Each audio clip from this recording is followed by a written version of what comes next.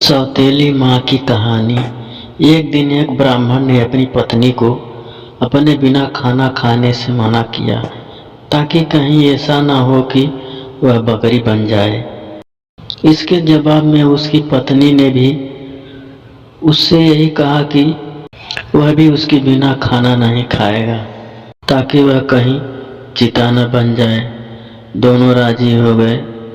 इस तरह काफी दिन निकल गए और दोनों में से किसी ने अपना वादा नहीं तोड़ा।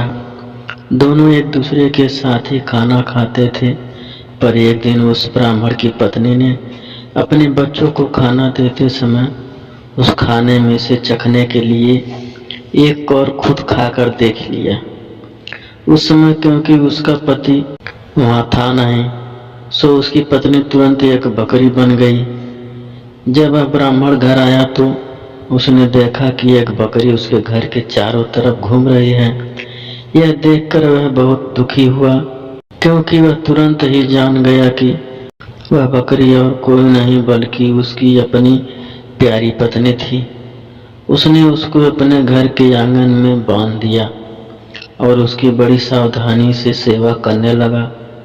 कुछ साल बाद उसने दूसरी शादी कर ली, पर उसकी दूसरी पत्नी उसकी पहली के बच्चों के साथ बिल्कुल भी व्यवहार नहीं करती थी। वह तो उसको खाना भी बहुत कम देती थी। वे बच्चे बेचारे बहुत परेशान रहते थे। उसकी बकरी माँ उसकी शिकायतों को सुनती रहती, पर वह बेचारी कुछ भी नहीं कर सकती थी।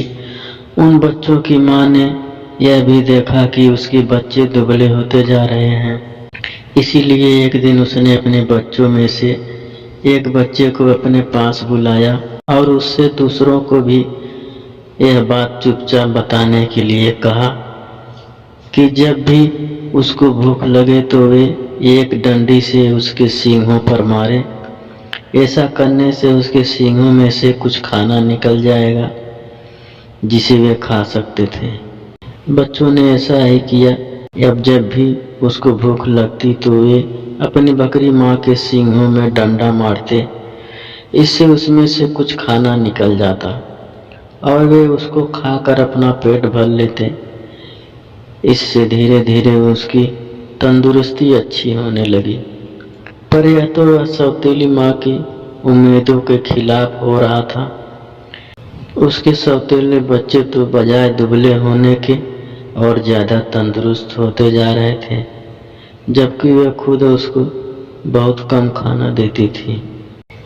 वह उसको इतना तंदुरुस्त देखकर बहुत ही ताज्जुब में पड़ गई कि यह सब कैसे हो रहा था। कुछ समय बाद उस ब्राह्मण की दूसरी पत्नी ने एक याक की बेटी को जन्म दिया।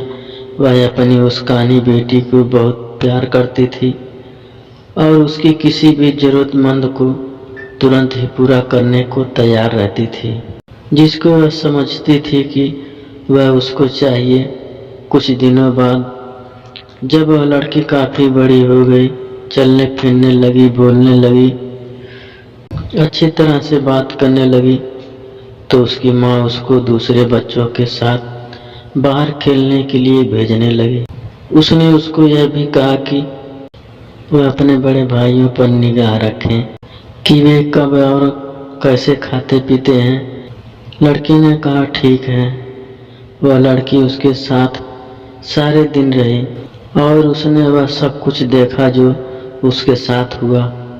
यह सुनकर कि बकरी उसके सौतेले बच्चों को खाना दे रही थी, वह दूसरी पत्नी बहुत गुस्सा हुई। उसने तय कर लिया कि वह उस बकरी को जल्द से जल्द मरवा देगी। एक दिन उसने बहाना बनाया कि वह बहुत बीमार है और अपने इलाज के लिए एक हकीम को बुलाया। उसने उस हकीम को रिश्वत दी और कहा कि वह उसके लिए दवा के तौर पर बकरी का मांस खाने के लिए बताए। उस हकीम ने ऐसा ही किया। ब्राह्मण अपनी पत्नी की बीमारी के लिए बहुत ही चिंतित था और हालांकि वह बकरी को बिल्कुल मारना नहीं चाहता था, फिर भी वह अपनी दूसरी पत्नी को ठीक करने के लिए उस बकरी को मारने के लिए तैयार हो गया। पर यह सुनकर उसकी पहली पत्नी के छोटे छोटे बच्चे बहुत रोए। वे बहुत दुखी होकर अपनी बकरी माँ के पास गए और उसको जाकर सब बात बताई।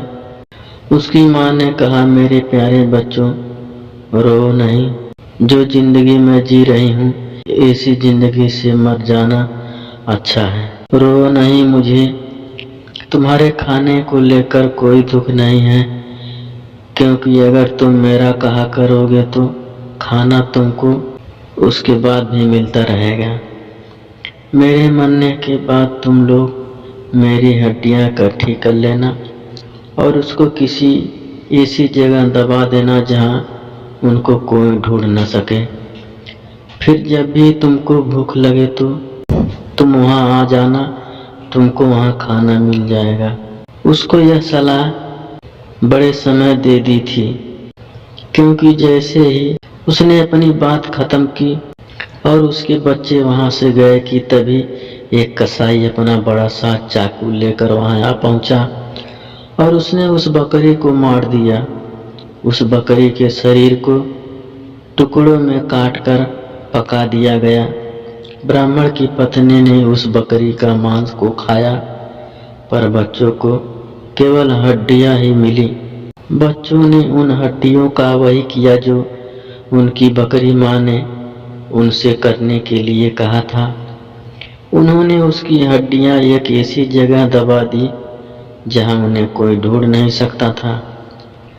जब उनको खाने की जरूरत होती तो वे वहां जाते और उन हड्डियों से खाना मांग लेते और उनको खाना मिल जाता। सो अब उनको फिर से खाना रोज और खूब मिल रहा था। अब वे भूखे भी नहीं रहते थे। उनकी तंदुरुस्ती फिर से ठीक होती जा रही थी। उस बकरी के मर जाने के कुछ समय बाद ब्राह्मण की पहली पत्नी की एक बेटी पानी के नाले में अपना चेहरा धो रही थी कि उसकी नाक की लौंग खुल गई और पानी में गिर गई। एक मछली पानी के साथ साथ उसको भी पी गई। अब हुआ यह कि एक मछुआरे ने वह मछली पकड़ ली और राजा के रसोइयों को बेच दी। रसोइयों ने जब उस मछली को पकाने के लिए काटा तो उसको यह देखकर बड़ा आश्चर्य हुआ कि उसके अंदर तो नाक की एक लौंग थी। वह उसको लेकर राजा के पास गया तो राजा को भी उससे रुचि हो गई। राजा ने अपने राज्य में यह गुनादी पिटवा दी कि जिस किसी की भी नाक की लौंग खो गई हो वह उसको राजा से आकर ले जाए। कुछ ही दिनों में उस लड़की का भाई राजा के पास आया और बोला कि वह नाक की लौंग उसकी बहन की थी। उसकी यह नाक की लौंग उसका चेहरा धोते समय नाले में गिर पड़ी थी। राजा ने उस लड़की को बुलाया तो वह उसकी सुंदरता और अच्छा व्यवहार देखकर इतना प्रभावित हुआ कि उसने उससे शादी कर ली और उसके परिवार की भी खूब सहायता की।